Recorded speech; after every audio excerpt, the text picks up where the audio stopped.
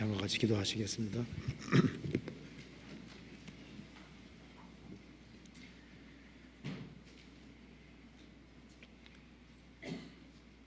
하나님 아버지 감사합니다. 저희들을 구원해 주시고 복된 소망 가운데 생을 살 수 있도록 도와주시는 것을 감사합니다. 이 시간 주님의 말씀 앞에 같이 나와 있습니다. 이 가운데 주 성령께서 함께해 주시고 우리의 마음을 열어주시고 하나님의 말씀으로 우리 영혼을 환하게 비춰주옵소서. 그리고 마음속에 있는 의문들을 제해주시고 주님의 영광을 위해 살 수 있는 마음을 더욱 일으켜 주시옵소서. 이 세상에서 무엇을 위해 살아야 할지를 알 수 있는 지혜를 허락해 주옵소서. 역사의 마지막 시대를 살아가는 저희들, 이 세상 그 어디에도 참된 만족과 소망이 없다는 걸 압니다. 주님의 복음과 주님 영광을 위해 살 수 있도록 인도해 주시고 주님께 헌신하는 사람들이 될 수 있도록 역사해 주옵소서. 멀리 태국에 전도 중에 있는 오세일 목사님, 또 함께 하시는 모든 분들 일일이 함께 해주시고 그곳에서 주님의 역사와 능력을 나타내 주옵소서.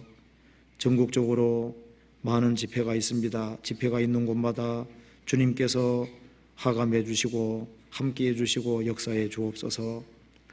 오늘 이 말씀을 통해서 마음속의 의문들을 주님께서 제해 주시고 그리고 주님 앞에 간절한 마음으로 행할 수 있도록 역사해 주시고 도와주시옵소서. 저희들로 하여금 믿음으로 행할 수 있도록 더욱 도와주시옵소서. 오늘 모든 시종 주님의 거룩한 손에 의탁드립니다. 주 예수님 이름 받들어 기도하옵나이다. 아멘. 성경 시편 22편 찾으시겠습니다. 시편 22편입니다.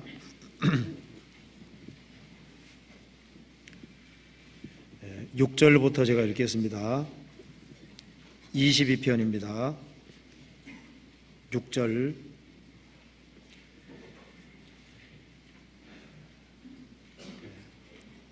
나는 벌레요 사람이 아니라 사람의 회방거리요 백성의 조롱거리니이다.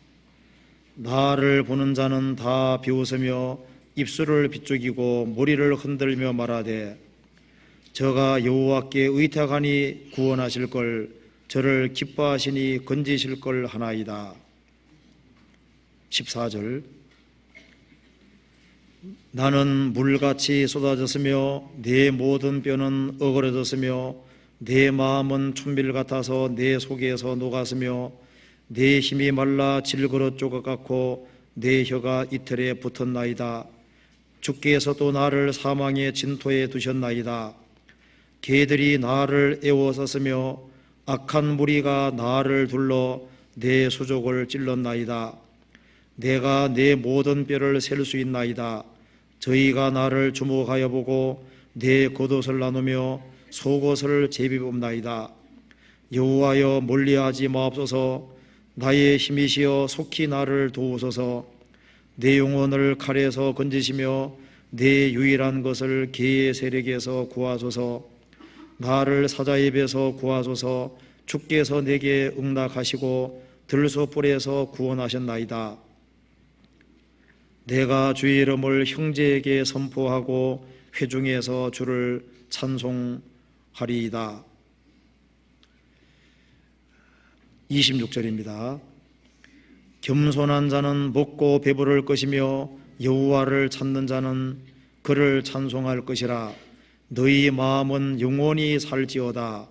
땅의 모든 것이 여호와를 기억하고 돌아오며 열방의 모든 족속이 주의 앞에 경배하리니 나라는 여호와의 것이요 여호와는 열방의 주제심이로다. 세상의 모든 풍비한 자가 먹고 경배할 것이요 진토에 내려가는 자 곧 자기 영혼을 살리지 못할 자도 다 그 앞에 절하리로다. 26절은 같이 읽겠습니다. 겸손한 자는 먹고 배부를 것이며 여호와를 찾는 자는 그를 찬송할 것이라. 너희 마음은 영원히 살지어다. 거기까지입니다. 오늘 이 시간에 시편 22편 26절 말씀 중에 끝부분에 보면은 너희 마음은 영원히 살지어다 이 구절이 있습니다. 이 구절을 같이 한번 생각해 보도록 하겠습니다. 너희 마음은 영원히 살지어다. 구원을 받을 때 영혼이 구원함을 얻습니다. 구원을 받고 난 이후에 신앙생활에서 가장 핵심 부분이 마음이라고 할 수 있습니다. 그래서 여기서도 너희 마음은 영원히 살지어다. 영원히 살지어다. 살아라 그런 뜻입니다. 너희 마음은 영원히 살지어다. 살지어다 그 말은 마음이 용기를 가지고 힘을 얻을지어다. 이제 구원을 받은 사람은 구원받은 기쁨과 즐거움이 있습니다. 그 구원받은 기쁨과 즐거움 가운데 활기차게 주님 영광을 위해 살지어다 그런 뜻입니다. 너희 마음은 영원히 살지어다. 영혼이 구원을 얻을 때도 십자가를 통해서 생명을 얻었습니다. 생명을 얻은 후에도 그리스도인들이 어떻게 계속적으로 힘있게 살 수 있느냐, 마음에 용기를 가지고 힘을 가지고 살 수 있느냐, 거기에 대한 답이 시편 22편에 기록이 되어 있습니다. 그것은 바로 주님과 주님의 십자가라고 분명히 말을 하고 있습니다. 그래서 이 시편 22편 말씀 속에는 주님의 죽으심과 부활하심이 잘 묘사가 되어 있습니다. 그리고 주님은 죽으시고 부활하셨는데 영혼이 구원함을 얻는 사람 있는가 하면은 영혼을 살리지 못할 자도 있다고 분명히 말을 하고 있습니다. 그래서 시편 22편 6절부터 이제 22절까지에 보면은 예수님의 죽으심과 부활하심이 자세히 기록이 되어 있습니다. 그리고 29절에 보면은 세상의 모든 풍비한 자가 먹고 경배할 것이요 진토에 내려가는 자 곧 자기 영혼을 살리지 못할 자, 이 구절이 나와 있습니다. 주님은 죽으시고 부활하셨지만은 결국 구원받지 못하고 진토에 내려가는 자, 자기 영혼을 살리지 못할 자가 있다고 했습니다.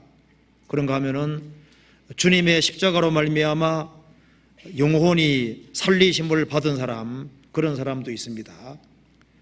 영혼이 살리심을 얻은 사람, 구원을 받은 사람은 신앙생활을 힘차게 힘있게 하기 위해서는 26절에 말한 대로 너희 마음은 영원히 살지어다.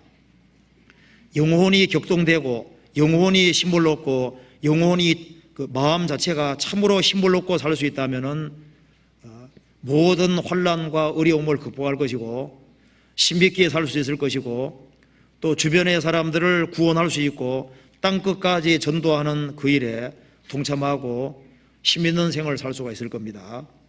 그래서 오늘 너희 마음은 영원히 살지어다 이 제목으로 제가 한번 말씀을 드려보도록 하겠습니다. 먼저 시편 22편 6절부터 보시겠습니다. 여기에 주님의 십자가의 죽으심과 순환이 잘 기록이 되어 있습니다. 6절에 1절부터 보면은 다윗이 자신에 대한 이야기를 하는 것처럼 보이지만은 성령의 감동으로 예수님에게로 넘어가고 있습니다. 6절 나는 벌레요 사람이 아니라 사람의 회방거리요 백성의 조롱거리니이다. 예수님은 33년 공생의 이후에 유대인들의 배척을 받으시고 십자가 달리셨습니다. 예수님이 십자가 달리셨을 때 예수님은 사람 취급을 받지 못했습니다. 여기 말한 대로 나는 본래요 사람이 아니라, 사람이라면은 예수님처럼 그렇게 비참하게 처형은 안 했을 거라는 겁니다. 예수님은 본래 취급을 받으셨습니다. 나는 본래요 사람이 아니라 사람의 회방거리요 백성의 조롱거리니이다. 나를 보는 자는 다 비웃으며 입술을 비쪽이고 머리를 흔들며 말하되 저가 여호와께 의탁하니 구원하실 걸, 저를 기뻐하시니 건지실 걸 하나이다. 예수님이 십자가 못 박히셨을 때 십자가 아래에서 바로 6절, 7절, 8절 말씀을 했다고 마태복음에 기록이 되어 있습니다. 저가 남은 구원하여서되 자기는 구원할 수 없도다. 저가 여호와께 의탁하니 구원하실 걸, 저를 기뻐하시니 건지실 걸 하나이다. 실제로 십자가 밑에서 이런 이야기를 했습니다. 14절, 나는 물같이 쏟아졌으며, 예수님 피는 물이 쏟아지는 것처럼 쏟아지었습니다. 내 모든 뼈는 어그러졌으며 뼈가 탈골이 됐다는 겁니다. 조인트 대 부분이 나갔다는 겁니다. 내 모든 뼈는 탈골이 됐고, 왜냐하면 십자가에 양손 양발이 못이 박힌 상태로 달려있기 때문에 뼈가 탈골이 되는 겁니다. 그리고 십자가 달렸을 때는 일단 숨을 쉴 수 없기 때문에 숨을 쉬려면은 발에다가 힘을 줘야 되고, 그리고 몸은 끌어올려야 됩니다. 등에 직직을 많이 맞았으니까 거친 나무 기둥과 부딪히면서 고통이 있고, 또 손에 못이 박혔으니까 또 고통이 있습니다.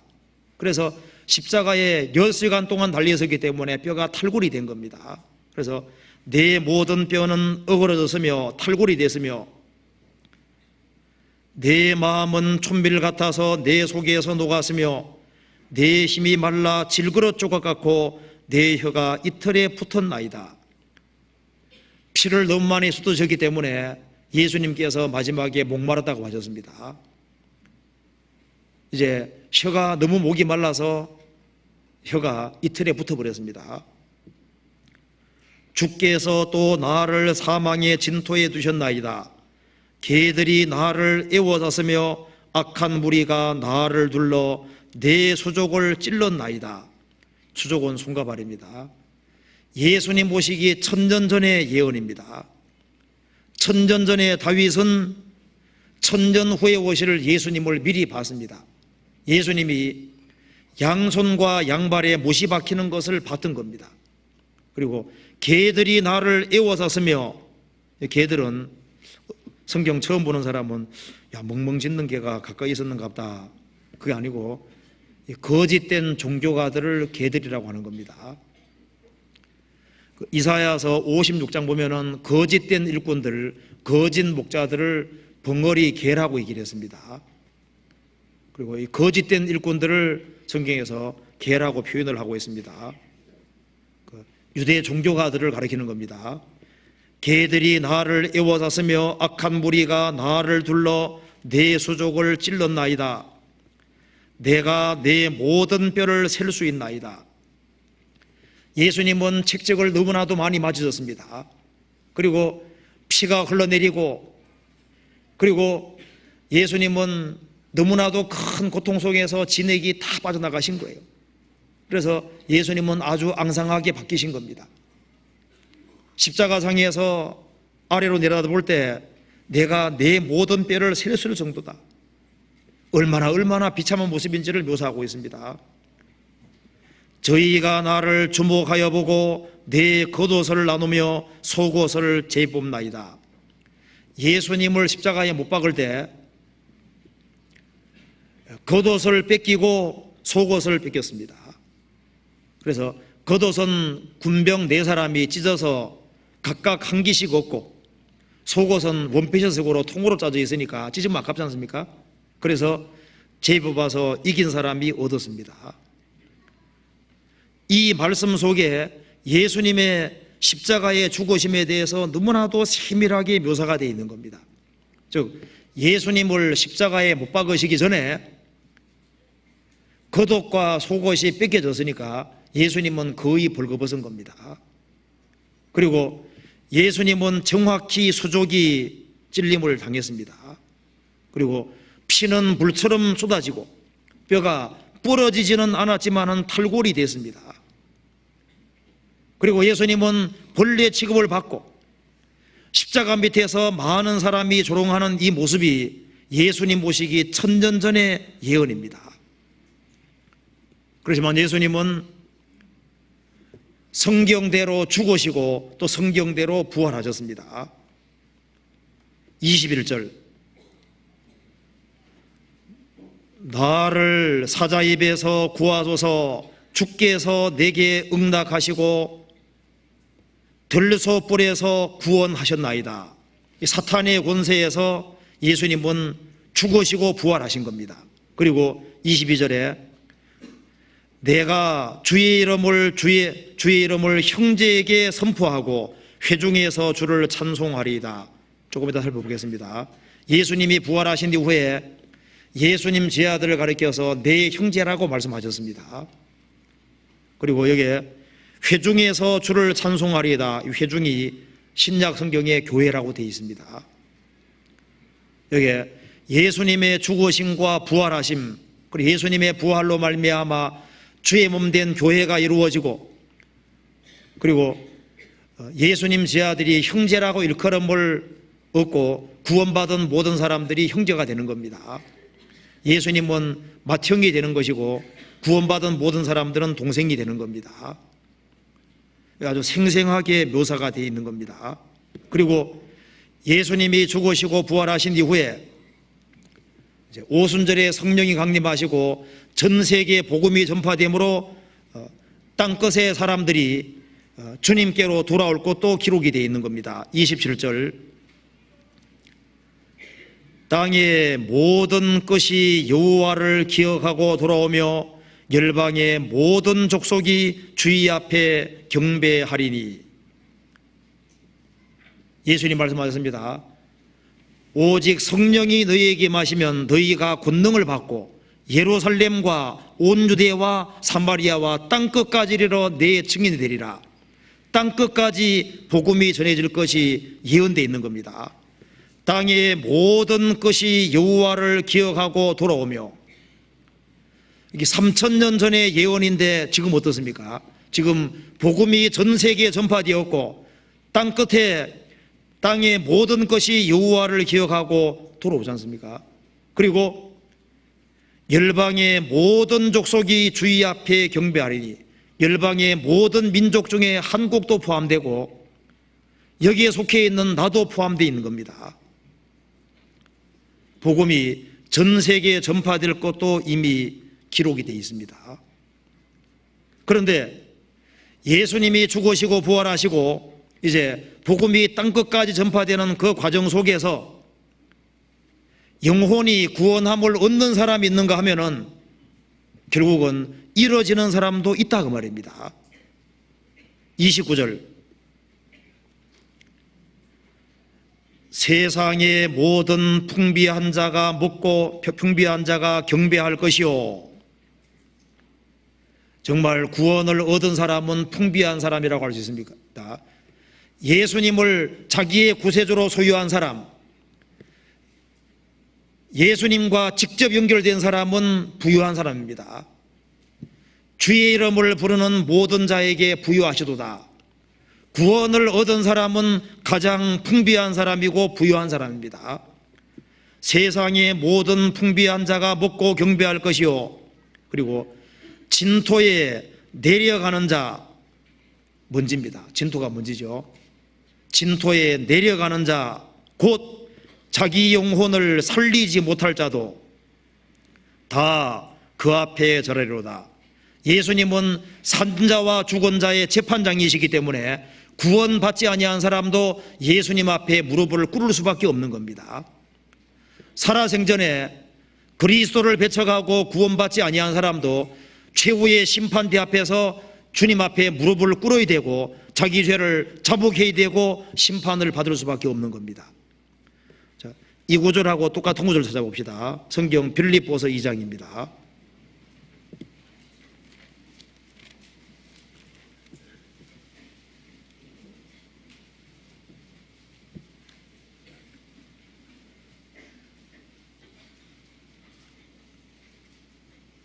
7절입니다.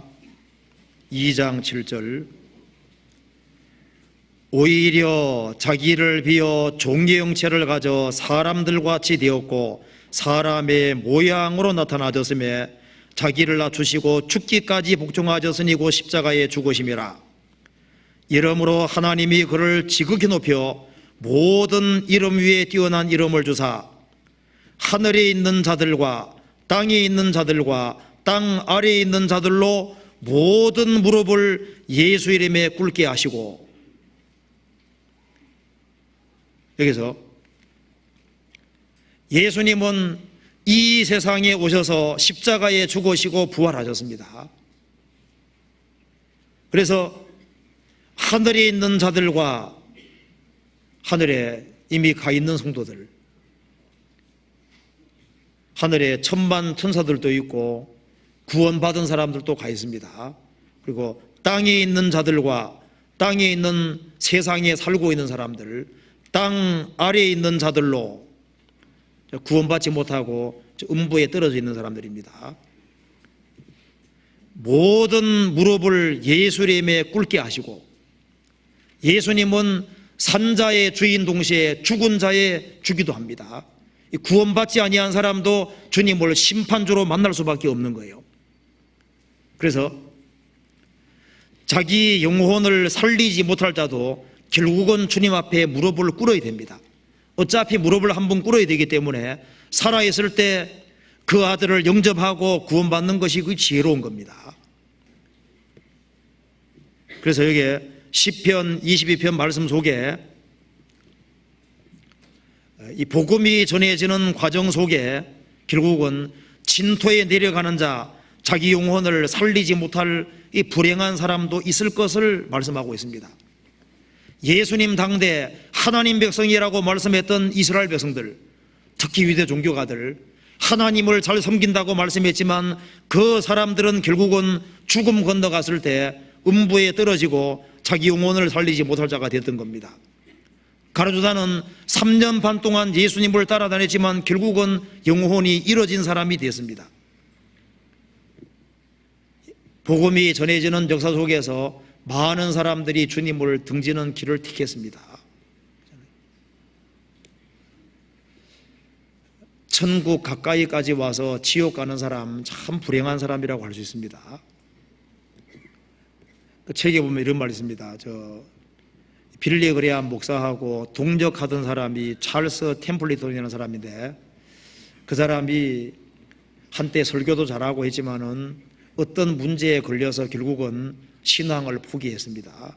그럼 나중에는 그 하나님이여 안녕 그 책까지 쓰고 하나님이 안녕, 하나님을 등지는 길을 택했습니다. 또 책에 보니까 이런 말이 나오더라고요. 그 춘원 이광수 아시지 않습니까? 그 사람이 이제 우리나라 그 복음이 전해질 때 이 교회에 한때 속해 있었는데 도덕적으로 깨끗하지 못해서 교회에서 징계로 교회에 나오지 못하게 만들었습니다. 그래서 그것 때문에 악심을 품고 불교도로 변신하고 불교에 관한 소설을 쓰고 죽을 때까지 그리스도를 대적하는, 기독교를 대적하는 책을 용감하게 쓰고 결국은 죽었습니다. 그러니까 지금도 복음이 전해지는 가운데 결국은 주님을 등지는 그런 불행한 사람들이 있습니다. 여기에 시편 22편 속에 성경의 모든 핵심이 기록이 되어 있는 겁니다. 성경의 핵심은 바로 예수님의 죽으심과 부활하심입니다. 그 예수님의 죽으심과 부활하심을 자기의 죽음과 부활로 받아들일 때 그 사람 영혼이 구원을 받게 되는 겁니다. 성경 로마서 4장을 보시겠습니다. 4장에는 왜 죽으시고 부활하셨는지가 기록이 되어 있습니다. 4장 25절과 5장 1절을 같이 읽어보겠습니다. 예수는 우리 범죄함을 위하여 내어줌이 되고 또한 우리를 의롭다 하심을 위하여 살아나셨느니라. 그러므로 우리가 믿음으로 의롭다 하심을 얻었은즉 우리 주 예수 그리스도로 말미암아 하나님으로 더불어 화평을 누리자. 시편 22편에는 예수님은 십자가에서 가장 중한 고통을 받은 것이 아주 생생하게 묘사가 되어 있습니다. 또 예수님께서 죽음에서 일으키심을 받은 것도 기록되어 있습니다. 시편에는 그렇게 기록되어 있고 로마서에는 의미를 설명해 주고 있습니다. 그럼 왜 죽으셨느냐? 죽으신 이유는 예수는 우리 범죄함을 위하여 십자가에 내어줌이 되고 또한 우리를 의롭다 하심을 위해 살아나셨느니라. 그러므로 우리가 믿음으로 의롭다 하심을 얻었은즉, 예수님이 죽어서 피를 흘리신 것은 내 죄를 처리하기 위해 죽으신 것이고, 예수님이 부활하신 것은 나를 의롭다 하시기 위해 살아나신 거라는 사실을 믿음으로 받아들일 때 그 사람 영혼이 구원을 받습니다. 하나님의 독생자가 이 세상에 오셔서 십자가에서 가장 중한 고통받은 이것만큼 큰 사건은 없습니다. 십자가가 가장 큰 사건이기 때문에 그것이 나를 위한 것이기 때문에 그 그리스도의 공로를 받아들이는 것은 선행 중에 가장 큰 선행이 되는 겁니다. 왜냐하면 십자가가 하나님이 행하신 제일 큰 사건이기 때문에 그것을 받아들이는 것은 하나님 보실 때 제일 큰 선행이 되는 거예요. 이 세상에 선행이 많습니다. 어떤 사람은 김밥 장사를 해서 매덕을 벌어서 사회에 기부하기도 하고, 또 나환자들을 위해서 평생 수고하는 사람도 있고, 이 세상에서 선을 행하는 사람들이 많습니다. 하나님 보실 때 제일 큰 선이 무엇일까요? 그것은 바로 예수님의 죽으심과 부활하심을 받아들이는 사람은 주님께서 가장 큰 선을 행하는 사람으로 받아보시는 겁니다. 유대인들이 물었습니다.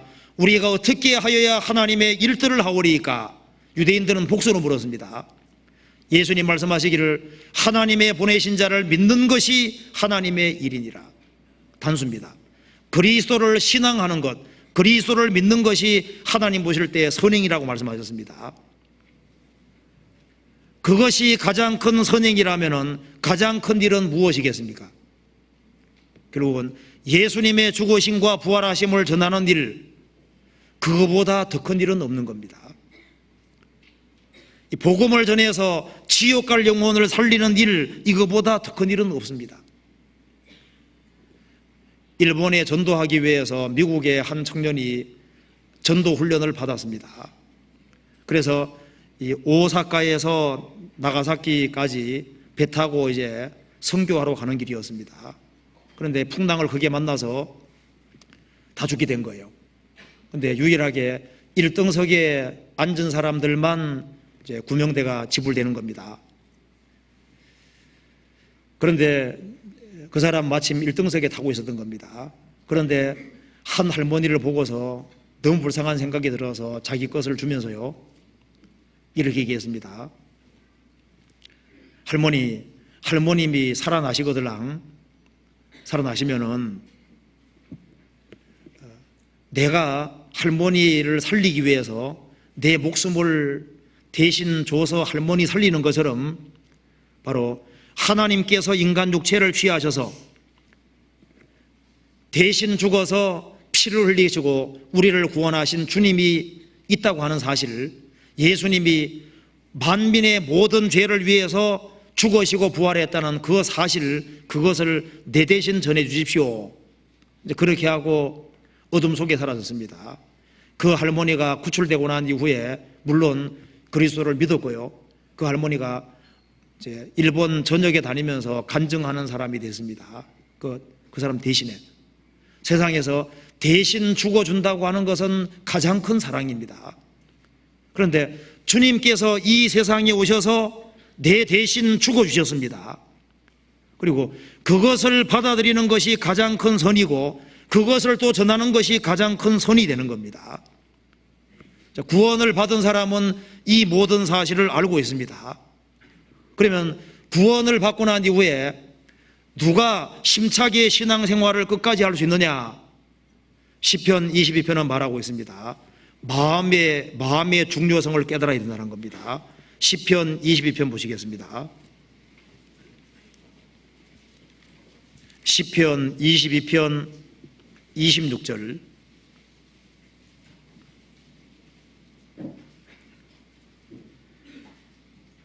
겸손한 자는 먹고 배부를 것이요 여호와를 찾는 자는 그를 찬송할 것이라. 너희 마음은 영원히 살지어다. 여기에 구속받은 사람에게는 마음이 핵심 요소가 됩니다. 너희 마음은 영원히 살지어다. 잠언에 무릇 지킬 만한 것보다 더욱 내 마음을 지키라. 생명의 근원이 이에서 남이니라. 무릇 지킬 만한 것보다 더욱 내 마음을 지키라. 마음을 지키라고 말씀하셨습니다. 우리가 도둑이 창문을 넘보는 것은 어찌할 수 없을 겁니다. 그렇지만은 도둑이 들어오도록 문 열어둘 필요 없잖아요. 우리 마음을 잘 지켜야 됩니다. 세상에서 마음만큼 중요한 것이 없어요. 이 마음은 넓어지려면은 한없이 넓어지는 것이 사람 마음입니다. 마음은 넓어지려면은 바다같이도 넓어질 수 있어요. 좁아지려면은 바늘 하나도 들어갈 수 없을 만큼 좁아지기도 합니다. 그렇잖아요. 또 마음은 부드러워지려면 한없이 부드러워질 수 있습니다. 마음은 완고해지고 약해지려면은 다이아몬드처럼 단단하게 될 수도 있어요. 이 마음은 큰 용기를 가질 수 있는 동시에 때로는 막 불이 팍 죽을 수도 있고, 어느 때는 사자같이 담대할 수도 있고, 마음이 토끼같이 아주 비겁하게 될 수도 있는 겁니다.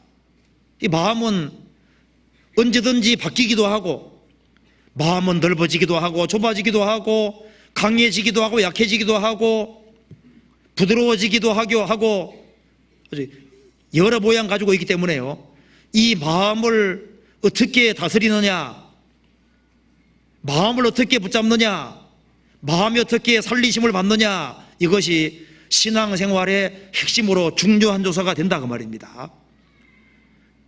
잠언 4장 찾아보시겠습니다. 잠언 4장. 그래서 가장 지혜롭다고 하는 솔로몬도 이렇게 얘기를 했습니다.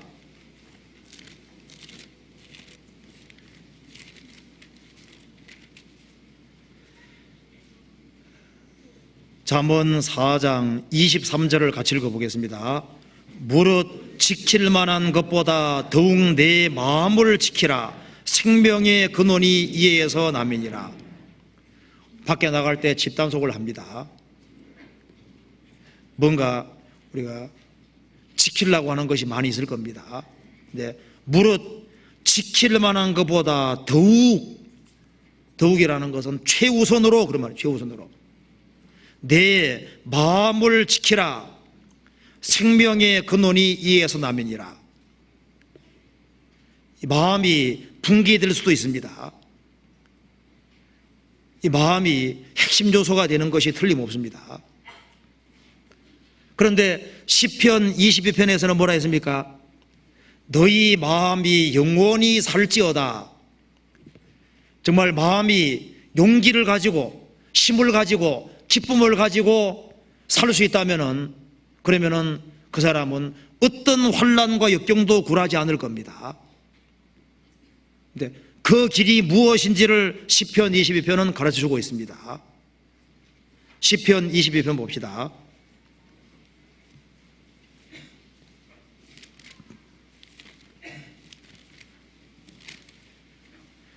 먼저 마음이 영원히 살지어다. 이 마음이 힘을 얻고 살기 위해서 26절 보면은 겸손한 자는 먹고 배부를 것이며,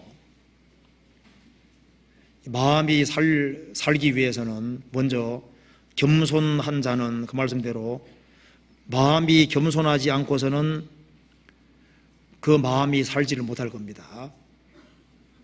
겸손한 자는 먹고 배부를 것이며, 마음이 겸손한 사람은 주님께로부터 은혜를 받을 수가 있습니다. 그래서 겸손은 신앙의 바탕이 되는 겁니다. 물이 낮은 데로 흐르는 것처럼 하나님 은혜는 낮은 마음 속에 내려오도록 되어 있습니다. 그래서 이 마음을 낮추고 살아갈 때 마음을 낮추는 그 사람은 하나님께 은혜를 받을 수 있기 때문에 그 은혜를 받은 마음은 틀림없이 사는 마음이 될 겁니다. 낮은 마음으로 행하면은 어디서든지 큰 유익을 얻을 수 있습니다. 낮은 마음으로 행하면은 구역 모임 가서도 큰 유익을 얻습니다. 그렇죠? 자, 낮은 마음으로 갔습니다. 자, 그럼 여기 구역 모임 하는데 제일 낮은 마음으로 내가 있다고 해봅시다. 그러면은 모든 간정 속에서 틀림없이 은혜를 얻습니다. 너무 간정을 지루하게 하면은 저렇게도 하는구나, 뭐 그 정도로 생각합니다. 마음이 교만해지면 어떻게 될까요? 저 따위를 간증이라고 한다고 이제 이렇게 나가잖아요.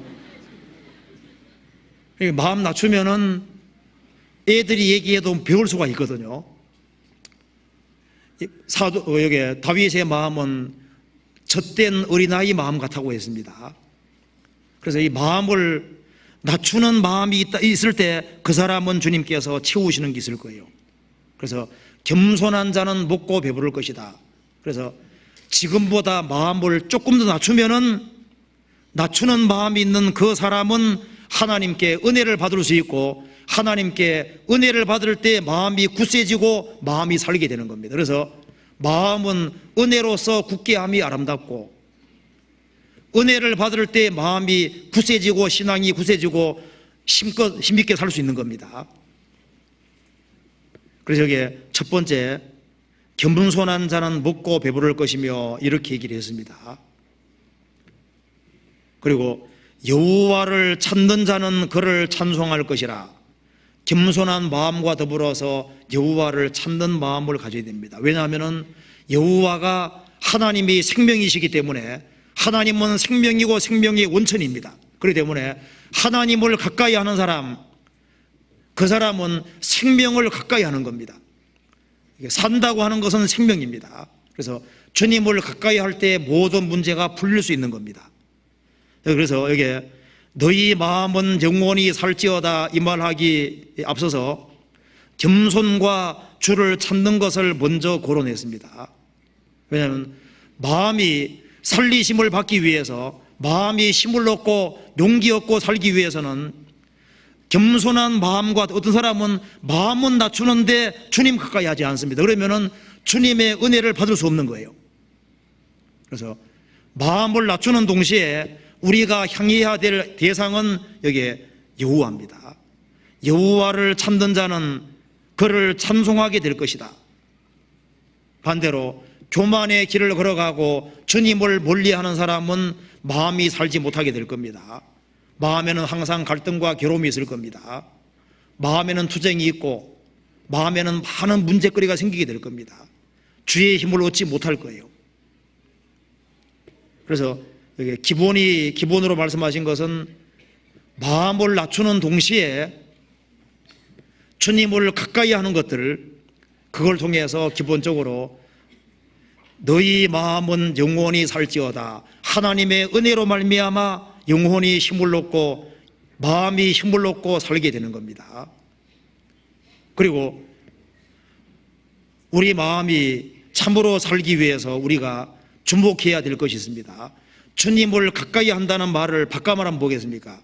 제일 먼저는 십자가를 가까이 하는, 십자가를.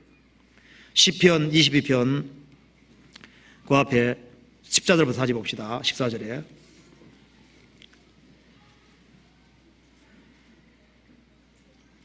나는 물같이 쏟아졌으며 내 모든 뼈는 어그러졌으며 내 마음은 촌밀 같아서 내 속에서 녹았으며 내 힘이 말라 질그릇 쪼가같고 내 혀가 이틀에 붙었나이다. 주께서도 나를 사망의 진토에 두셨나이다. 개들이 나를 애워쌌으며 악한 무리가 나를 눌러 내 수족을 찔렀나이다. 이 십자가의 죽음이 주님에게 무엇을 의미했는지를 알면 알수록, 나에게 무슨 관계가 있는지를 알면 알수록 감격되는 마음을 가지게 됩니다. 그래서 낮은 마음으로 십자가를 쳐다볼 때 그 고귀하신 주님이 이 천한 세상에 오셔서 나를 위해 죽으셨는데 이렇게 처절하게 피가 정말 물처럼 쏟아지고 뼈가 탈골이 되고 예수님 마음이 촛밀같이 녹았다고 했습니다. 그리고 예수님 수족이 찔렸다 그랬습니다. 이것에 대해서 생각을 하고 또 생각을 하고 이것을 계속적으로 묵상하면은 여기서 마음에 큰 힘과 용기를 얻는 것이 사실입니다. 이 성경을 통해서 봤을 때 예수가 누굽니까? 이 우주를 다 창조하신 분입니다. 이 광대한 대우주를 무인도로 가정할 경우에 9개 행성이 있는 태양계는 무인도의 모래 알갱이 하나에 해당됩니다. 그 정도밖에 안 되는 거예요. 그게 지구는 모래 알갱이를 자른 한 부분에 속하는 겁니다. 거기에 지구상 한 보통에 버티고 사는 나는 이 광대한 대우주를 창조하신 주님 앞에 봤을 때는 사실 아무것도 아닌 거예요. 그런데 그 거룩하신 분이 나 같은 사람을 위해서 이렇게 세상에 오셔서 이렇게 중한 고통을 받았다. 이것이 나를 사랑하셨기 때문이라는 것을 깊이 생각을 할 때, 여기에 대해서 우리가 마음과 생각을 더 많이 두게 될 때 여기에서 말할 수 없는 어떤 힘과 용기가 생기게 되는 겁니다. 그렇잖아요. 많은 사람 너무 바쁩니다. 마음속에 세상 것으로 가득하기 때문에 마음에 신앙의 힘이 없는 거예요. 너무 분주하고 너무 바쁩니다. 마음에 세상 것으로 많이 채워져 있습니다. 그리고 이 주님의 십자가가 마음속 깊이 들어있지 않습니다. 그렇기 때문에 영혼에 그만큼 힘이 없는 거예요. 제가 글에 이런 말이 나오더라고요. A.M. 켈리라는 사람이 이런 얘기했습니다. 오 나로 깨닫게 하소서, 밝히 이해하게 하소서. 내 죄를 담당한다는 것이 당신께 무엇을 의미했는지를, 내 죄를 담당한다는 것이 바로 주님께 무엇을 의미했는지를 나로 좀 밝히 깨닫게 도와주십시오. 왜 주님이 내 죄를 담당하셨는지, 그 이유가 무엇인지를 내가 참으로 더 깨달을 수 있게 도와주십시오. 우리는 십자가 앞에 더 다가갈 필요가 있습니다. 십자가 밑에 더 있을 필요가 있습니다. 나다나엘은 무화과나무 아래 오래 있었습니다. 주님께서 말씀하셨습니다. 너가 무화과나무 아래에 있을 때 내가 봤다고 했습니다. 그는 무화과나무 아래에서 주님을 생각했을 겁니다. 하나님 생각했을 거예요. 우리는 십자가 아래 더 많이 갈 필요가 있습니다. 그리고 십자가가 나와 무슨 상관이 있는지, 그 십자가의 죽으심이 나에게 무엇을 의미하는지, 그것을 생각하고 또 생각할 필요가 있습니다. 그럼 그것이 내 마음에 힘을 주고 용기를 주고 그리고 나를 살게 하는 힘이 있을 겁니다. 그리고 또 시편 20에 보면은 예수님은 죽으셨을 뿐 아니라 부활하셨습니다. 21절에 나를 사자의 입에서 구하소서, 주께서 내게 응낙하시고 들소불에서 구원하셨나이다. 내가 주의 이름을 형제에게 선포하고 회중에서 주를 찬송하리이다. 예수님은 십자가에 참혹하게 죽으셨지만은 무덤에 장사되시고 사흘 만에 부활하셨습니다. 우리가 또 부활하신 주님 앞에 부활하신 주님을 깊이 생각할 때, 주님이 살아 계시다는 사실을 확실하게 할 때 거기에서 엄청난 힘이 생기도록 되어 있는 겁니다. 예수님은 죽으셨고 부활하셨습니다. 지금도 여기에 살아 계시는 거예요. 주님의 부활을 확실히 할 때, 주님이 살아 계시다는 걸 확실히 할 때 거기에서 말할 수 없는 힘과 용기가 생길 겁니다. 그렇잖아요? 고린도전서 15장 보시겠습니다.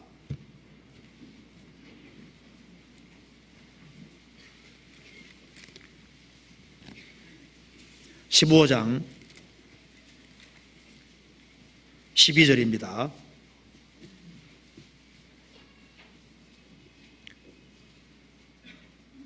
그리스도께서 죽은 자 가운데서 다시 살아나셨다 전파되었거늘 너희 중에서 어떤 이들은 어찌하여 죽은 자 가운데 부활이 없다 하느냐. 17절 그리스도께서 다시 사신 것이 없으면 너희의 믿음도 떼고 너희가 여전히 죄 가운데 있을 것이요 또한 그리스도 안에서 잠자는 자도 망하였으리니 만일 그리스도 안에서 우리의 바라는 것이 다만 이 생뿐이면 모든 사람 가운데 우리가 더욱 불쌍한 자리라. 예수님이 죽으셨을 뿐이고 부활하지 않으셨다면 우리의 믿음은 헛된 것이 되는 겁니다. 우리는 여전히 죄 가운데 있는 것이 되고 우리 죄가 사해졌다는 말도 거짓말이 되는 것이고 역대 구원받고 죽은 모든 사람들도 부도나는 것이 되는 겁니다. 그리고 만일 그리스도 안에서 우리의 바라는 것이 다만 이 생뿐이면 모든 사람 가운데 우리가 더욱 불쌍한 자리라. 부활이 없다면 죽음으로 끝이라면 우리는 더 불쌍한 사람이 될 것이다. 그리고 29절에 만일 죽은 자들이 도무지 다시 살지 못하면 죽은 자들을 위하여 세례받는 자들이 무엇을 하겠느냐. 어찌하여 저희를 위하여 세례를 받느냐. 또 어찌하여 우리가 때마다 위험을 무릅쓰리요. 만일 예수님 부활이 없다면 우리는 죽고 부활할 걸 전제하고 세례받았는데 만일 부활이 없다면 그 세례는 죽은 자를 위한 세례밖에 안 될 것이고 그리고 부활이 없다면 죽음으로 끝이라면 우리가 왜 복음 전하기 위해서 때마다 위험을 무릅쓰리요. 죽음으로 끝이라면 우리가 전도 집회를 하고 영혼 건지려고 노력하고 하는 게 다 부질없는 짓이 되는 겁니다. 차라리 내일 죽을 터이니 먹고 마시자 하고 사는 게 오히려 편할 수도 있습니다. 그렇지만 예수님은 부활하셨습니다. 그렇기 때문에 부활하신 주님을 믿는 믿음, 이 믿음은 가장 고귀한 것이고 그리고 우리 죄가 사해졌다는 것도 사실이고 역대 그리스도를 위해서 순교한 모든 사람들, 그 모든 사람은 주 안에서 영광 얻고 있는 겁니다. 그리고 부활이 있기 때문에 그리스도인들은 이 세상에서 가장 행복한 사람이라고 할 수 있는 겁니다. 그리고 복음 전하기 위해서 위험을 무릅쓰고 저 멀리 몽고로 전도하러 가고 또 태국으로 많은 나라로 전도하러 가고 희생과 수고하는 모든 것이 다 복된 것이 되는 겁니다. 예수님의 부활에 대해서 더 많은 생각을 할 필요가 있습니다. 예수님이 정말 부활하셨을까? 부활하신 것이 마음에 믿어지는 사람은 진짜 힘을 가지고 용기 가지고 살 겁니다. 그리고 예수님 부활하신 것이 사실이라면 예수님 말씀하신 대로 나를 믿는 자는 죽어도 산다고 말씀하셨습니다. 그리고 구원을 받고 죽었을 때 조금 슬프긴 하지만은 구원받지 아니한 사람처럼 그렇게 슬퍼하지는 않을 겁니다. 왜? 우리는 예수님의 부활을 믿고 주 안에서 죽은 사람은 다시 만날 것을 확실하게 믿기 때문입니다. 우리의 생각이 다른 곳에 많이 가 있습니다. 그렇기 때문에 마음에 그만큼 힘이 없는 거예요. 성경에서 이같이 큰 구원이라고 말씀하셨습니다. 정말 이같이 큰 구원이라는데 이같이 큰 구원이라고 할 때 무한자가 이루신 구원이기 때문에 이같이 큰 거예요. 주님은 측량을 할 수 없는 분입니다. 이 대우주를 무한히 만들 수 있는 그 무한하신 분이 이룩하신 구원이기 때문에 우리는 그 구원의 크기를 감히 상상할 수 없는 겁니다. 우리는 영원한 파멸에서 구원을 받은 겁니다. 저는 요즘 성경 읽으면서 무적행이란 말이 자꾸 머릿속에 떠오릅니다. 무적행, 바닥 없는 구덩이. 그거 하나만 생각해도 누가 바닥 없는 구덩이를 만들 수 있겠습니까? 무한자가 아니면은 바닥이 없는 구덩이를 누가 만들 수 있겠어요? 무한한 구덩이는 무한자만 만들 수 있는 겁니다. 그리고 우리는 영원한 불못에서 건짐받은 거예요. 요한계시록 19장 보면은 예수님이 지상재림하실 때 오른손이나 이마에 표를 받게 한 적그리스도와 거짓 선자를 주님께서 산채로 불못에 집어넣어 버렸었습니다. 그러고 난 이후에 천년왕국을 이루시고 천년왕국 끝에 무저갱에 있는 마귀를 끄집어내서 잠깐 미혹을 허락하게 하시고 마귀를 불 속에 넣으실 때 천년왕국 전에 들어갔던 적그리스도와 거짓 선자가 천년 동안 불못에 있었지만 여전히 거기에 있다고 되어 있잖아요. 무려 천년 동안 불 속에 있었는데 여전히 살아 있습니다. 성경 찾아볼까요? 요한계시록 19장을 보시겠습니다.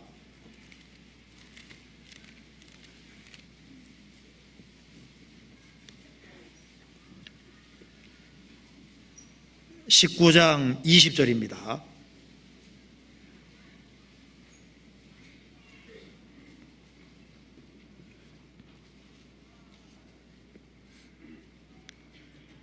짐승이 잡히고 그 앞에서 이적을 행하던 거짓 선자도 잡혔으니 이는 짐승의 표를 받고 그의 우상에게 경배하던 자들을 이적으로 미혹하던 자라. 이 둘이 산채로 유황불 붙는 못에 던지우고, 그 다음에 천년왕국이 있고, 이제 7절, 20장 7절입니다. 천년이 참에 사단이 그 옥에서 놓여 나왔습니다. 10절, 또 저희를 미혹하는 마귀가 불과 유황못에 던지오니 거기는 그 짐승과 거짓 선자도 있어 세세토록 괴로움을 받으리라. 천년 왕국 전에 산채로 죽지 않게 산채로 유황불 붙는 못에 던져졌습니다. 그리고 천년 왕국이 끝난 이후에 마귀를 불 속에 집어넣을 때 여전히 그 짐승과 거짓 선자도 거기 있었다. 거기서 영원히 사는 겁니다.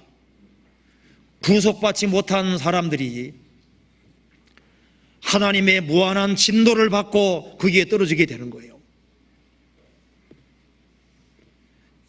인생에게 제일 큰 문제는 죄 문제입니다. 하나님은 죄인은 사랑하시지만 죄는 영원히 항상 미워하십니다. 그래서 살아있는 동안에 죄를 벗어야 되는데 살아있는 동안에 죄를 벗지 못하면은 죽음 건너갈 때 어떻게 됩니까? 그 사람에게 죄는 영원히 붙게 되는 거예요. 일단 죽음 건너가면은 죄는 그 사람에게서 영원히 분리 불가능합니다. 분리될 수 없어요. 근데 하나님은 죄에 대해서는 영원히 진노하시는데 그 사람에게는 죄가 분리될 수 없습니다. 그렇기 때문에 하나님은 죄에 대해서 영원히 진노하시기 때문에 하나님과 영원히 분리되어서 영원한 진노를 받는 곳으로 가는 거예요. 우리는 천년이 아니라 영원한 진노에서 건짐을 받은 겁니다. 그래서 내가 지옥에서 영원한 파멸에서 건짐받은 것을 참으로 깨달을 때 지옥의 형벌에서 건짐받은 내가 이 세상에서 아무리 많은 고생을 한다 할지라도 지옥 가는 사람 하루 고생 못합니다. 내가 평생 보리죽을 끓여 먹고 내가 암이 걸리고 어떤 중병 속에 살고 고통 속에 산다 할지라도 지옥 가는 사람 하루 고생할 수 있겠어요? 이 영원한 파멸에서 건짐받았다는 걸 생각하게 됩니다. 내가 어떤 파멸에서 건짐받았는지, 정말 지옥이 어떤 곳인지를 알고 거기에서 건짐받은 것을 확실히 깨우칠 때 그때 구원이 얼마나 큰지를 알게 되고, 그리고 구원해 주신 것에 대해서 무한 감격 속에서 살 수 있을 거예요. 그리고 이것이 사실이라면 우리가 주님을 위해서 뭘 못하겠습니까? 그래서 내가 파멸에서, 영원한 파멸에서 건진받은 걸 알 때 주를 위해서 정말 살아야 되겠다는 마음이 올라올 겁니다. 그리고 우리는 주님과 연결되는 것에 특권을 알 필요가 있습니다. 성경 시편 22편 봅시다. 22편 22절에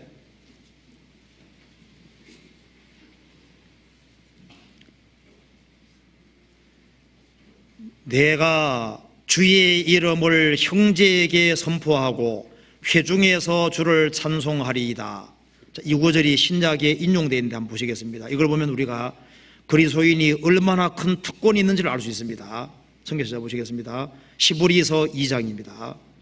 이 구절이 여기에 인용되어 있습니다.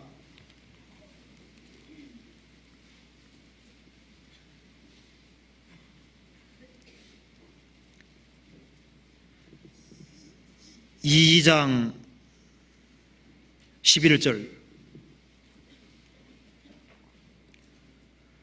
거룩하게 하시는 자와 거룩하게 함을 입은 자들이 다 하나에서 난지라. 그러므로 형제라 부르시기를 부끄러워 아니하시고 이르시되 내가 주의 이름을 내 형제들에게 선포하고 내가 주를 교회 중에서 찬송하리라 하셨으며, 거룩하게 하시는 자는 주님입니다. 거룩하게 하심을 입은 자는 구원받은 성도들입니다. 그들이 다 하나에서 난지라, 한 하나님에게서 난지라.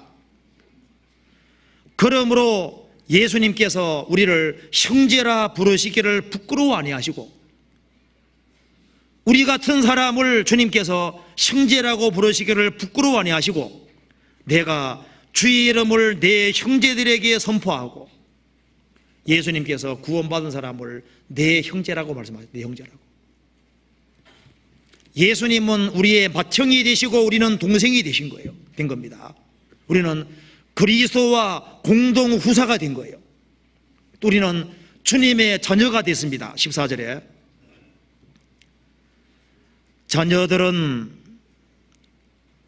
13절에 보면은 또다시 내가 그를 의지하리라 하시고 또다시 볼지어다 나와 및 하나님께서 내게 주신 자녀라 하셨으니, 자녀들은 혈육에 함께 속하였음에 그도 또한 한 모양으로 혈육에 함께 속하심은 사망으로 말미암아 사망의 세력을 잡은 자 곧 마귀를 없이 하시며 또 죽기를 무서워함으로 일생에 매여 종들을 하는 모든 자들을 놓아주려 하심이니, 우리는 주님의 형제인 동시에 뭡니까? 또 주님의 자녀입니다. 그와 동시에 그리스도인들은 뭡니까? 그리스도의 신부가 된 거예요. 그리스도의 신부입니다. 아담은 예수님의 모형입니다. 아담의 갈비뼈에서 하와가 나왔습니다.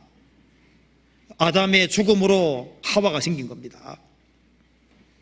예수님의 옆구리에 창이 찔리심으로 거기에서 우리가 하나님의 자녀가 되고 그리스도의 신부가 된 거예요. 아담이 말했습니다. 이는 내 뼈 중에 뼈 살 중에 살이라.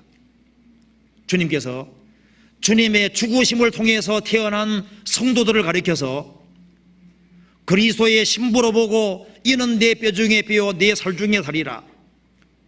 주님께서는 우리를 주님의 지체로 보시는 거예요. 우리는 주님의 공동 후사가 되었습니다.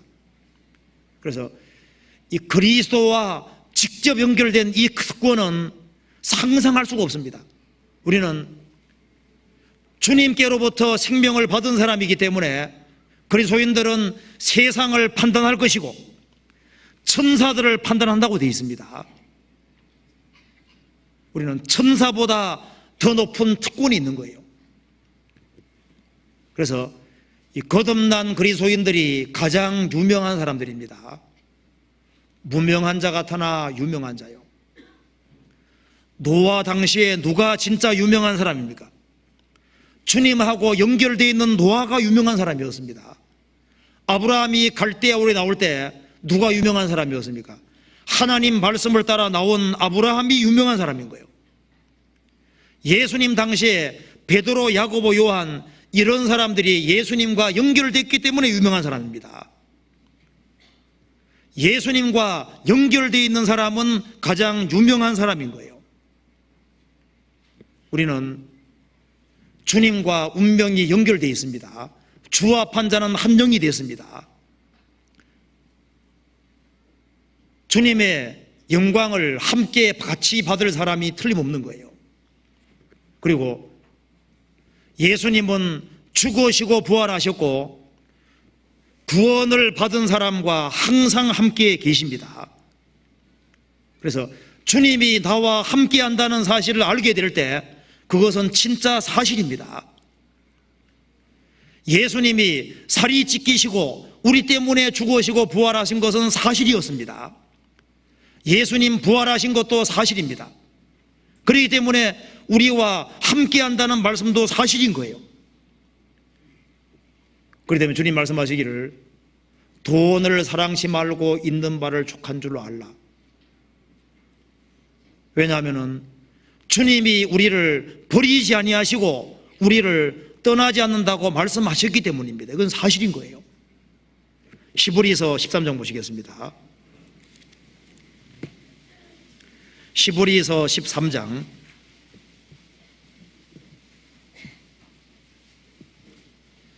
주님이 나와 함께 한다는 사실이 한번 눈에 보이기만 한다면 어떻게 할까요? 주님이 나를 안고 가시는 것이 눈에 보이면 어떨까요? 신나겠죠? 그런데 신명기 1장 보면 우리를 안고 간다고 되어 있습니다. 자, 구원받은 사람은 주님이 안고 가시는 게 맞습니다. 눈에 보이지 않아서 그렇지 그건 사실인 겁니다. 히브리서 13장 5절입니다. 5절에 돈을 사랑치 말고 있는 바를 족한 줄로 알라. 그가 친히 말씀하시기를 내가 과연 너희를 버리지 아니하고 과연 너희를 떠나지 아니하리라 하셨느니라. 자, 이 말씀이 사실입니까 아닙니까? 몇 퍼센트 사실입니까? 100% 사실입니다. 그러기 때문에 우리는 6절을 말할 수 있습니다. 같이 읽어봅시다. 6절. 그러므로 우리가 담대히 가로되 주는 나를 돕는 자시니 내가 무서워 아니하겠노라. 사람이 내게 어찌하리요 하노라. 이런 얘기 들어보신 분 있을 겁니다. 우리 IMF 시절에 어떤 구원받은 자매님이 이제 경제적으로 어려워서 일용직에 나갔습니다. 근데 이제 어떻게 먹고 살고 생각하니까 이제 얼굴이 이제 어두운 겁니다. 근데 불신자 한 사람이 옆에 같이 어려운 분인데요. 얘기하기를 아유, 그 너무 걱정하지 마세요. 얼굴이 어두운데 걱정하지 마세요. 하늘이 무너져도 솟아날 구멍이 있잖아요. 그 말 하는데 정신이 번쩍 나더랍니다. 야, 저분은 속담 의지해서 이렇게 살고 있구나. 속담 하나 의지하고도 용감하게 살아가고 있는데 나는 지금 하나님 자녀라고 하면서 왜 이렇게 불이 죽어 있냐고 말입니다. 그 말 들으니까 정신이 번쩍 나더래요. 구원을 안 받은 사람도 어려워도 삽니다. 나보다 훨씬 더 어려운 사람도 얼마든지 삽니다. 우리는 죽으시고 부활하신 주님을 믿고 주님의 약속의 말씀을 믿는 사람입니다. 주님 말씀하시기를 내가 과연 너희를 버리지 아니하고 과연 너희를 떠나지 아니하리라. 주님 함께 하시는 거예요. 주님은 거짓말하지 않으십니다. 성경에 이런 말씀이죠. 나는 가난하고 궁핍하오나 주께서는 나를 생각하시오니. 내가 가난하고 궁핍할지라도 주님이 나를 생각하시면 되는 겁니다. 악인이 나를 둘러 진칠지라도 주님이 나와 함께 하시면 되는 겁니다. 아가서 3장 보면은 솔로몬이 술람 여인을 데려올 때 가마에 술람 여인을 태워서 오는데요. 이 밤에 두려움이 있고 거친 들판이기 때문에 60명 칼 쓰는 용사가 옹이에 있다고 되어 있습니다. 그러니 밤이라 할지라도 거친 들판이라 할지라도 겁날 것이 없는 거예요. 우리 배후에는 천사들이 있고 주님이 함께 하시고 계시는 겁니다. 그러니 두려워할 것이 없는 거예요. 제가 과거에 초등학교 시절에 저희 아버지와 같이 제가 고사리라는 동네에 살았는데요. 저 산 쪽으로 올라가면 고사리입니다. 고사리인데 거기에 이제 산 고개가 있고 그 고개 넘어 올라가면은 무덤들이 있고 좀 그 시체들을 많이 파묻어서 아주 무시무시한 데가 많거든요. 그래서 이제 이게 올라가는데 한 30리 정도 이렇게 걸어가는데 한 20리 이상 됩니다. 가는데 제 혼자만 제가 못 가죠. 저희 아버지와 같이 이렇게 가는데요. 후라시 하나 들고 가는데 얼마나 무서운지요. 그래도 아버지하고 함께 가니까 갈 수 있습니다. 성경의 말씀이지 않습니까? 사망이 음침한 골짜기를 다닐지라도 해를 두려워하지 않을 것은 주께서 나와 함께 하십니다. 아버지가, 육신의 아버지가 아니라 주님이 나와 함께 하시는 것이 사실입니다. 내가 때로는 벌레 취급받을 수도 있습니다. 그렇지만은 주님이 벌레 취급받으신 거예요. 주님이 수모를 받은 세상입니다. 우리가 주님의 고난 받으심을 생각을 하고 또 주님이 나와 함께 한다는 걸 알 때 그 사람은 이 세상에서 힘과 용기를 가지고 살 수 있을 겁니다. 주님이 나와 함께 한다는 걸 알 때 그것이 우리에게 힘인 거예요. 제가 가끔 이렇게 길 가다 보면은 그거 보신 분도 있을 겁니다. 화장품 선전하는데 피부는 권력이다 보셨어요? 저는 한참 읽어봤습니다. 이게 무슨 말인가? 피부는 권력이다. 이게 왜 피부가 권력이냐 하고 나중에 이제 생각을 해보니까 이제 피부가 좋고 이제 화장을 잘 발라가지고 이제 외모가 좀 이렇게 괜찮게 되면은 그것이 어떤 힘과 능력을 발휘하고 좋은 회사 들어가기도 하고 여러 가지 어떤 유익한 점이 많기 때문에 그렇게 한 것이 아닌가 나름대로 생각해 봤습니다. 맞는가요? 그런데 피부는 권력이다. 그게 아니라 그게 권력이 아니고 주님이 나와 함께 하는 것이 그 힘인 거예요. 외모가 잘난 게 중요한 것이 아닙니다. 주님이 나와 함께 한다는 그것이 중요한 겁니다. 또 한 가지 여기에 시편 22편에 보면은 예수님 뼈가 탈골은 됐지만 꺾이지 않았습니다.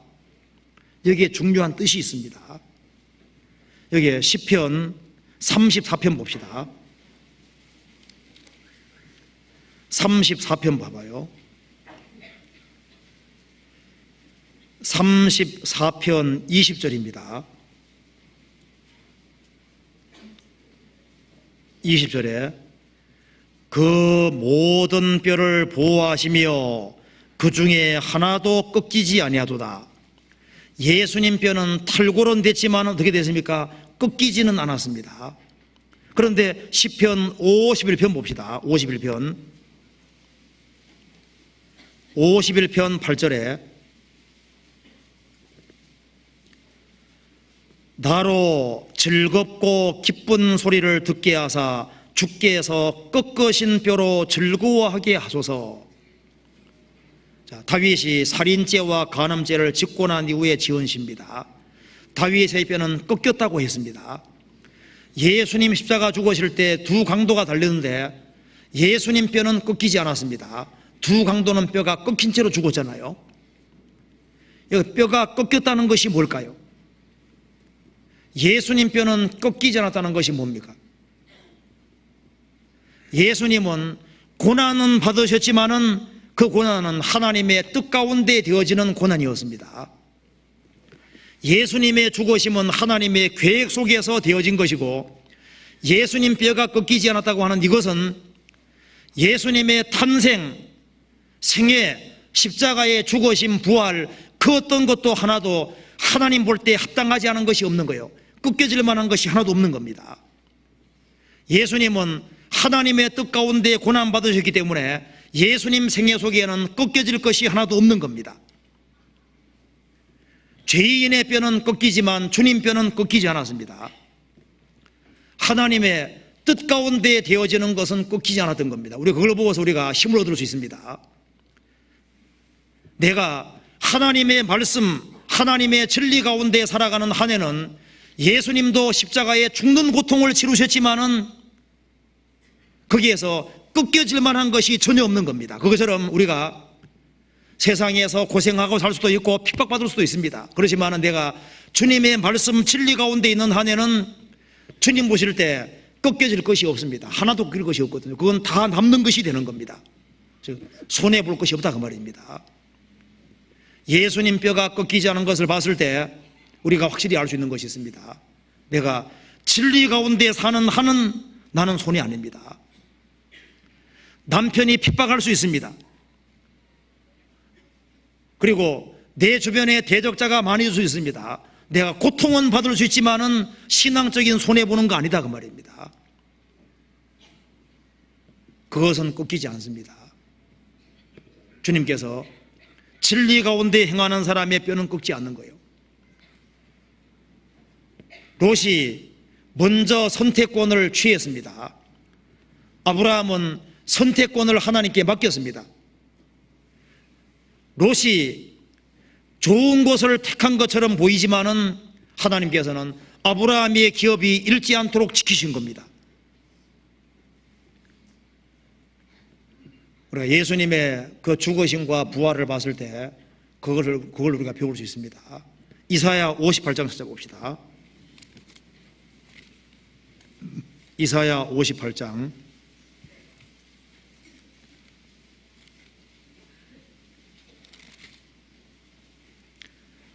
11절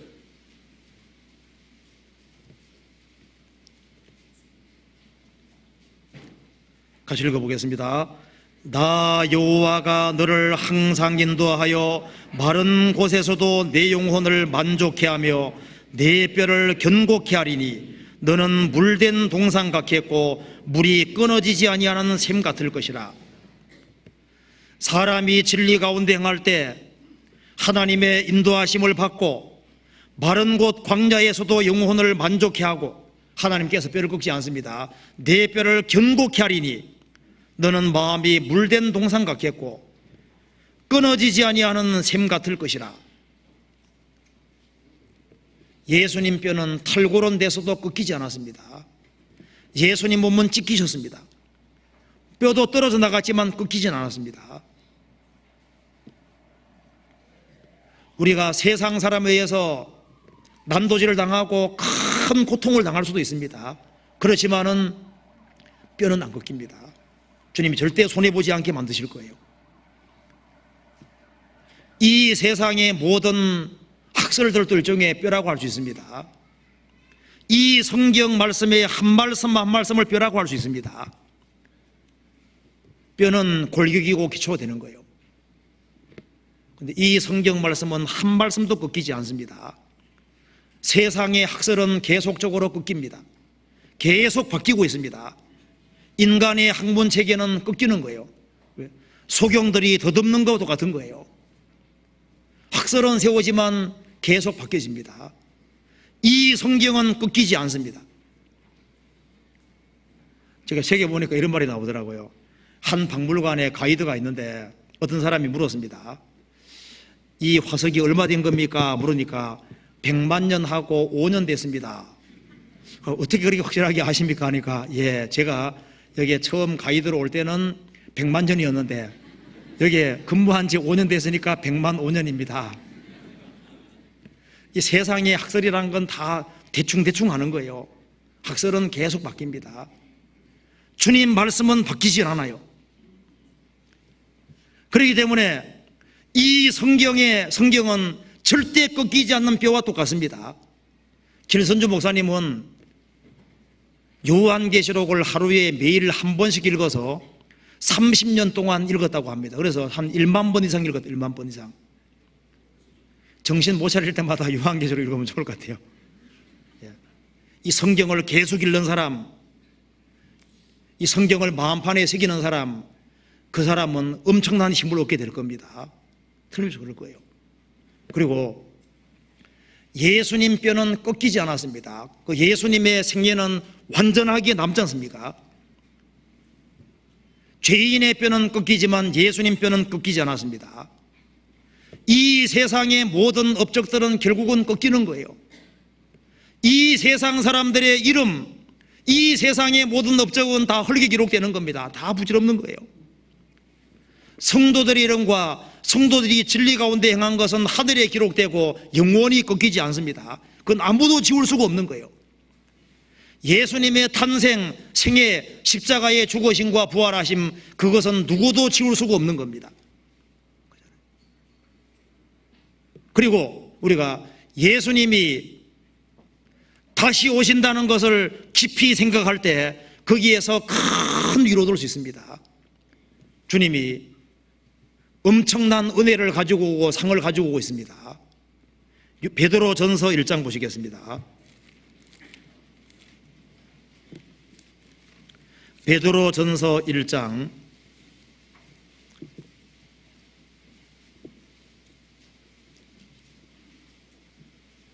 13절 같이 읽어봅시다.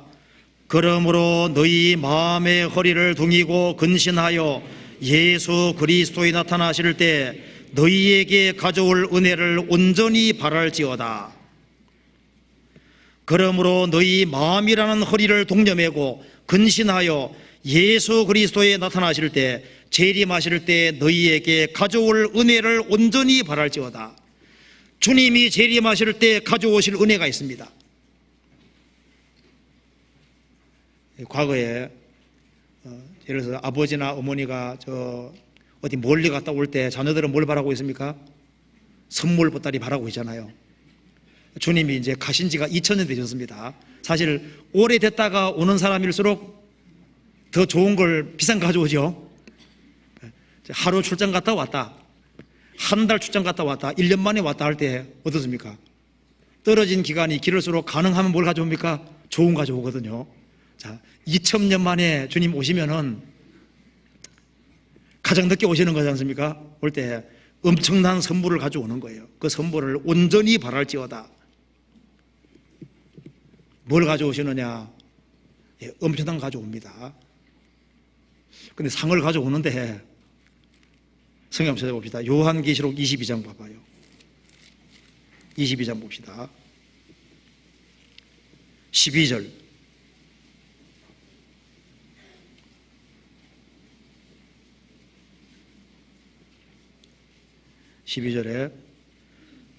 보라, 내가 속히 오리니 내가 줄 상이 내게 있어 각 사람에게 그의 일한 대로 갚아주리라.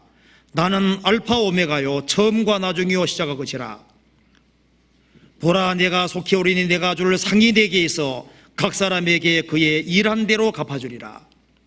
자, 각 사람에게 일한 대로 상을 주시는데 이 상 주시는 분이 누구냐? 여기 알파와 오메가요 처음과 나중이요 시작 것이니라. 내가 누군지 알려면 성경 보라 그 말입니다. 성경의 처음부터 끝을 보라 그 말입니다. 이 무한하신 주님이 주시는 상입니다. 자, 24시간 동안 잠 안 자고 하루 종일 수고하면 100억 준다 하면 어떻게 합니까? 덤벨 사람 많겠죠. 그런데 주의 일을 위해서 뭘 하자 그러면 안 달라들죠. 그 100억이 문제가 아니죠. 어마어마한 게 준비되어 있는데 안 보이니까 아마 저 위에 서게 되면은 엄청난 손해봤다는 거 느낄 겁니다. 미국의 어떤 사람이 이런 설교를 했습니다. 우리 시대에 우상이 여러 가지가 있는데 미국에 있는 미국 사람들의 우상 중에 하나가 스포츠의 우상, 쾌락의 우상, 정부의 우상, 기술의 우상, 이런 등등 우상을 이제 재물로 상기는 우상들을 얘기하는데요. 그러면서 예를 들었습니다. 새벽 우리 5시에 모여서 축구 경기 합시다 하면요, 교인들이 싹 모인다는 거예요. 새벽 5시에 주의를 위해서 뭘 합시다 하면 안 나온다는 거예요.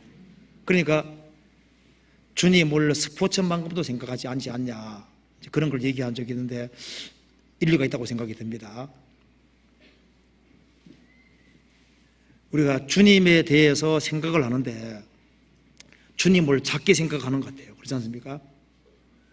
주님이 어떤 분인 줄 알면은 우리가 주 안에서 희생하고 수고한 것에 대해서 주시는 것이 얼마나 큰지를 상상할 수 있습니다. 생각할 수 있습니다. 여기에 악한 사람부터 선한 사람 순서로 10억 명의 사람을 세웠을 때 냉수함으로 써주는 걸 예를 들면은 가장 악한 사람은 냉수한 것은 별거 아닙니다.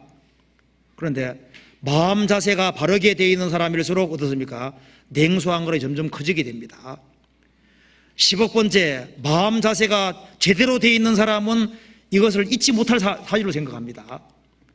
그 뒤에 더 마음의 깊이가 있는 사람은 더 깊이 생각할 거 아니에요? 그런데 그 뒤에 주님은 무한자이기 때문에 지극히 작은 성도에게 한 거 하나도 잃지 아니하고, 그것을 주님은 가장 큰 인격이시기 때문에 가장 크고 귀하게 생각하는 겁니다. 그래서 다른 것은 손해보더라도 신앙생활 잘하는 이 부분에 대해서는 손해보면 안 됩니다. 우리가 가장 열성되어야 될 것이 있다면 바로 이겁니다. 그리고 주님이 다시 오실 때 우리는 천국에서 주님과 같이 영원히 살 것을 좀 생각을 해야 됩니다. 내가 누구와 영원히 살 거냐, 그것에 대해서 생각을 하고 더 깊게 묵상할 필요가 있습니다. 내가 이 세상에서는 7, 80밖에 못 삽니다. 그런데 주님이 오시면은 주님과는 얼만큼 사냐 하면은 영원히 계속 사는 거예요. 영원히 부활의 몸을 입고 주님과 함께 영원히 사는데, 그 천국은 모든 것이 영원한 세계지 않습니까? 거기에는 영원한 영생이 있습니다. 영원한 기쁨이 있고 영원한 즐거움이 있고 영원한 위로가 있습니다. 그리고 우리를 위해서 모래보다 많은 것을 주님이 준비해놨다고 분명히 말씀하셨습니다. 그런데 그 주님과 영원히 같이 살아야 되는 거예요. 그러면 내가 누구에게 가장 잘 보여야 될지 거기에 대한 답이 나오도록 되어 있습니다.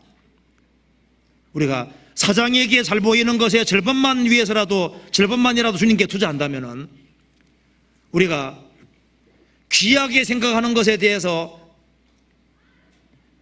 그것에 비해서 주님을 생각하는 것이 너무 적은 것 같습니다.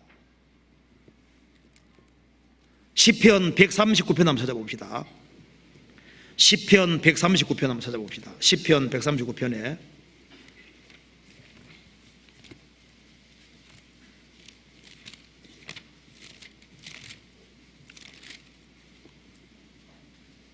17절,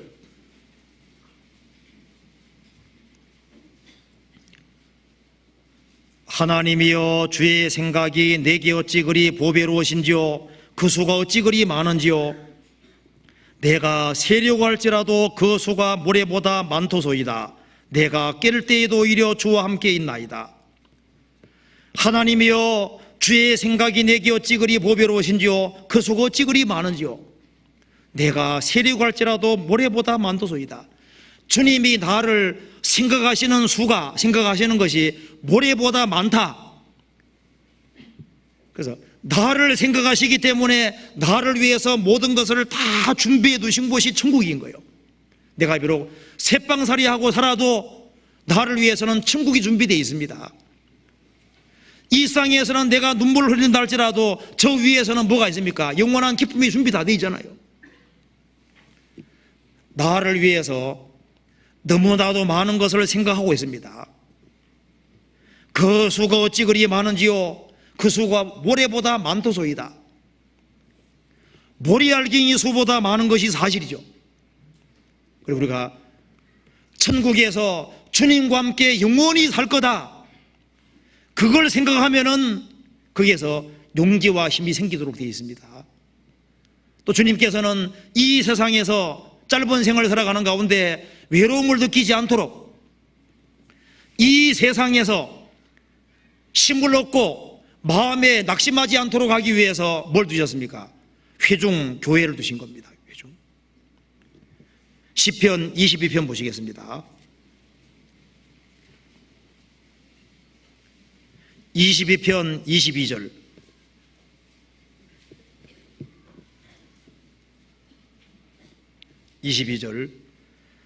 내가 주의 이름을 형제에게 선포하고 회중에서 주를 찬송하리이다. 회중이 뭐라고 되어 있습니까? 히브리서 2장에 교회라고 했습니다. 교회. 회중에서 주를 찬송하리이다. 하나님께서는 자기 백성에게 힘을 주시고 마음이 낙담하지 않고 마음이 용기를 가지고 힘을 얻고 살도록 하기 위해서 회중, 주님 몸된 교회를 두시고 거기에서 주님께서 우리에게 필요한 것을 다 내려주십니다. 주님께서 구원받은 사람이 힘을 잃지 않도록 하기 위해서 말씀을 통해서 힘을 계속 주고 계신 거예요. 주님께서 교회 안에서 우리를 살리시는데 무엇으로 살립니까? 내가 너희에게는 말이 영이요 생명이니라. 말씀으로 주님께서 우리를 살리시고 있는 거예요. 시편 119편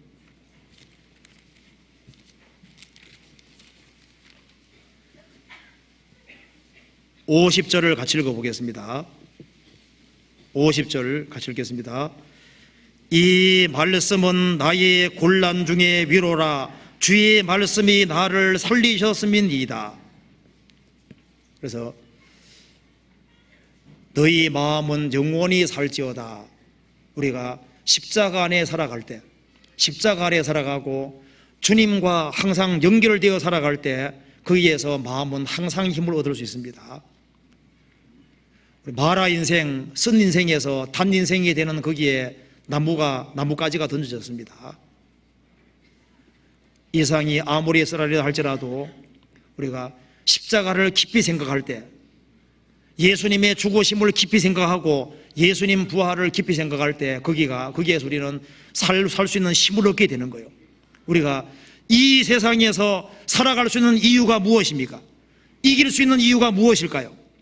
이 세상에서 고통이 있지만은 기쁘게 살 수 있는 이유가 무엇일까요?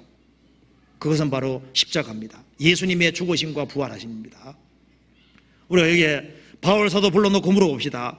바울, 당신의 힘이 무엇이었습니까? 그토록 많은 고난을 어떻게 받을 수 있었습니까? 자지 못하고 먹지 못하고 헐벗고 춥고 떨고 평생 고생하고 살다가 나중에 참수형 당해 죽었는데 어떻게 그것을 다 이길 수 있었습니까? 이유는 무엇입니까? 예, 그것은 내 안에 계신 그리스도입니다. 이렇게 말할 겁니다. 베드로 사도 불러서 말을 해봅시다. 베드로 사도가 전도하다가 결국은 거꾸로 막 죽었습니다. 거꾸로. 그런 힘이 어디서 나왔습니까? 바로 나와 함께 하신 그리스도, 내 속에 계신 그리스도라고 말할 겁니다. 그리스도는 힘인 거예요.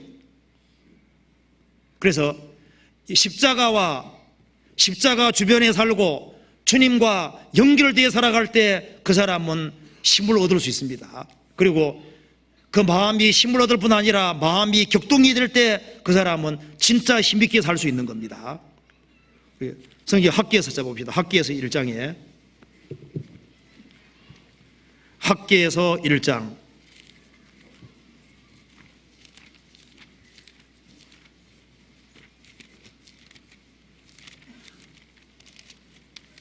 학기에서 내용이 뭔지 아시죠? 너희들 성전 지을래 안 지을래? 할게요. 그게 학기에서라고 합니다. 학기에서는 성전 짓는 내용입니다. 1장 14절 봅시다. 여호와께서 스알디엘의 아들 유다 총독 스룹바벨의 마음과 여호사닥의 아들 대상 여호수아의 마음과 남은 바 모든 백성의 마음을 흥분시키심에 그들이 와서 만군의 여호와 그들의 하나님의 전 역사를 하였으니, 여기 보면은 하나님께서 어떻게 했습니까? 마음을 흥분시키심에 너희 마음은 영원히 살지어다. 하나님께서 하나님의 말씀으로 성령 역사로 이 사람들의 마음을 아주 흥분시키고 격동을 시키셨습니다. 그래서 마음이 살리심을 받고 격동을 받을 때 그 결과가 무엇이겠습니까? 그 사람은 모든 환난을 기쁘게 극복할 수 있습니다. 외적인 상황은 언제든지 바뀔 수 있는 거예요. 상황은 언제든지 안 좋아질 수 있습니다. 그렇기 때문에 환경이 바뀌는 것보다는 내 마음 바뀌는 게 더 중요한 거예요. 마음이 용기와 힘을 얻고 담대함을 얻고 주님이 주시는 힘이 있으면 환난과 역경을 기쁘게 이겨나갈 수 있습니다. 그리고 학교에서 받는 사람들이 한 것처럼 하나님께서 마음을 흥분시키심에 그들이 자기 반성을 하고 하나님 중심이 되고 그들이 똘똘 뭉쳐서 기어코 성전을 지었습니다. 주의 역사를 이루었습니다. 주님께서 마음을 살게 하실 때 그들은 힘있게 살 수가 있는 겁니다.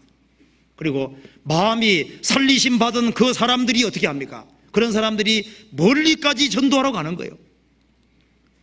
자기 직업 가진 사람들이 참 먼 곳까지, 인도까지 멀리까지 전도하러 가지 않습니까? 그런 사람들이 그렇게 할 수 있는 것은 마음이 힘을 얻기 때문에 그런 거예요. 마음이 살리심 받은 사람들이 헌신하는 겁니다.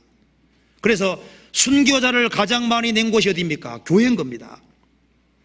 주님이 마음을 살리시는 것이기 때문에, 그렇기 때문에 기꺼이 순교하고 목숨을 바치고 그리고 헌신하는 일이 있는 겁니다. 세상에는 과거에 무역하기 위해서 목숨 걸고 무역하러 다녔습니다. 돈벌이 하려고. 그런데 그리스도인들은 주의 복음을 전하기 위해서, 땅끝까지 복음 전하기 위해서 그렇게 희생하고 수고하는 겁니다. 지옥 갈 영혼들을 건지기 그렇게 하는 거예요. 그래서 너희 마음은 영원히 살지어다, 일종의 예언입니다. 지금은 우리 마음이 하나님 말씀으로 살리심을 받고 있습니다. 그렇지만은 주님 재림하시는 그날 일종의 예언이 됩니다. 우리 마음은 진짜 영원히 살게 되는 거예요. 마음이 가장 기쁘고 가장 고양된 상태에서 영원인 거예요. 우리는 기쁨이 충만한 세계 속에, 사랑이 충만한 세계 속에 들어가게 될 겁니다. 그래서 거기에서 외양간에 나온 송아지 같이 뛰리라, 그 말씀대로 우리는 영원한 천국에서 주님과 함께 영원히 같이 사는 거예요. 영원히. 너희 마음은 영원히 살지어다. 그렇죠. 그리스도인들의 마음은 영원한 기쁨과 즐거움 속에서 영원히 살 겁니다. 이 모든 것은 바로 십자가로 말미암아 주어지는 결과들입니다. 주님은 우리를 안고 가시고 우리를 가장 높이까 천국까지 높여주실 겁니다. 그리고 오늘 같이 배운 대로 신앙의 핵심은, 구원받은 사람에게 핵심은 마음입니다. 그래서 우리가 어떻게 하든지 이 마음이 뜨거워지고 마음이 힘을 얻고 더 큰 힘과 용기를 받기 위해서 주님과 주님의 십자가를 더 가까이 하는 그런 성도들이 되어야 되겠습니다. 같이 기도하시겠습니다. 하나님 아버지, 감사합니다. 저희들을 구원해 주신 것을 진심으로 감사합니다. 이 험악한 세상에서 저희들로 하여금 용기를 가지고 힘을 가지고 살 수 있도록 도와주시는 것을 감사합니다. 저희들에게 담대한 마음을 허락해 주시고 주님을 사랑하는 마음, 헌신하는 마음을 더욱 허락해 주셔서 주님께서 맡기신 사명, 그리고 전 세계적으로 복음 전하는 이 모든 일을 능히 감당할 수 있도록 도와주시옵소서. 더 많은 일꾼을 세워주시고 더 많은 헌신하는 사람들을 세워주시고 주님의 복음이 더 힘있게 증거될 수 있도록 역사해 주시고 도와주옵소서. 멀리 해외에서 선교하는 분들이 있습니다. 일일이 기억해 주시고 주의 역사와 능력을 나타내 주옵소서. 우리 나머지 모든 생에 주님의 거룩한 말씀으로 다스려 주옵소서. 주 예수님 이름 받들어 기도하옵나이다. 아멘. 찬송 같이 부르시겠습니다. 145장입니다.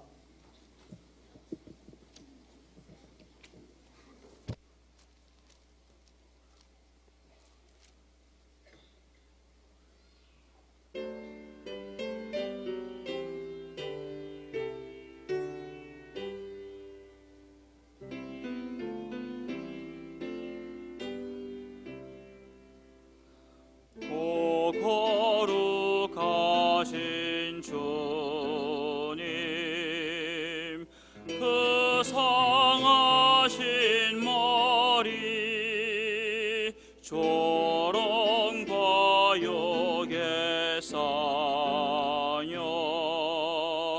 가시관 쓰셨네.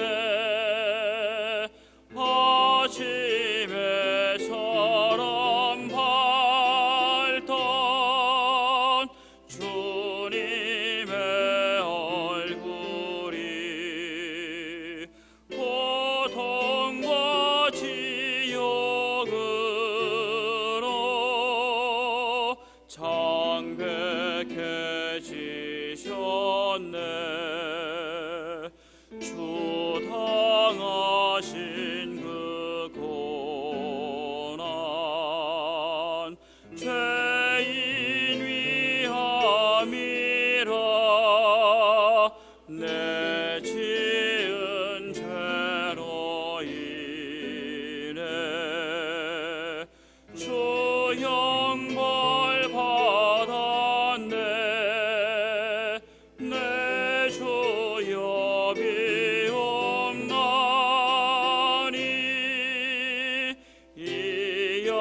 악한 죄인을 은혜와 사랑으로 늘 지켜주소서. 나 무슨 말로 주께 다 감사드리랴. 끝없는 주의 사랑 한없이 고마워. 보잘 것 없는 나를 주의 것 삼으사 주님만 사랑하며 나 살게 하소서.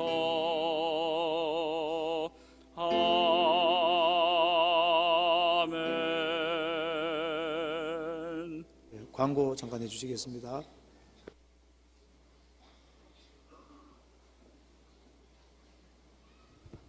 공주교회에서 정한 밤을 가지고 왔답니다. 한 자리에 5,000원씩 사시면 공주교회 도움이 되겠습니다. 광고 마치겠습니다.